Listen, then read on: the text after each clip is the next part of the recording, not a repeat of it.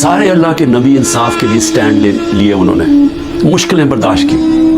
हमारे नबी सल्लल्लाहु अलैहि वसल्लम कितनी मुश्किलें बर्दाश्त की उन्होंने मक्का में, जब उनकी आज़ादी राय ली गए एक खुदा है, कितनी मुश्किलें उन्होंने उठाई, लेकिन हम हमेशा उनको, और हमें अल्लाह कहता है उनके रास्ते पे चलो, और हम यहाँ जुल्म के सामने घुटने टेक के बैठे हुए हैं और देख रहे हैं तमाशा कि सारा मुल्क का ऊपर गंद ऊपर बैठा दिया, और हमें कह रहे हैं कि जी अगर आप मुंह खोलेंगे तो आपके घर तोड़ देंगे, आपको जेलों में डाल देंगे, आपको मिलिट्री कोर्ट्स में ट्राई करेंगे, और हम डर के, हमें डरा के जनाब के भेड़ बकरियों की तरह हमें रखना चाहते हैं। ये है वक्त स्टैंड लेने का। और मैं सबसे ज़्यादा आखिर में अपनी पार्टी का, कि मेरी पार्टी का ये मुश्किल वक्त जो आया, एक तरह मैं अल्लाह का शुक्र करता हूँ कि मुझे पहली दफ़ा नज़र आया अपने लोगों का कि कौन कितने पानी में था, किसका कितना नज़रिया था, कौन अपॉर्चुनिस्ट थे, और जिनको मैं बिल्कुल नहीं समझ रहा था कि वो ऐसे स्टैंड लेने के काबिल है, खड़े हो गए। वो मुश्किल वक्त के सामने खड़े हो गए। मेरी नहीं, वो नेचुरल लीडर्स बन रहे हैं आप। और इंशाल्लाह इस पार्टी में मैं इलेक्शन करवाऊंगा पहले मौके पे,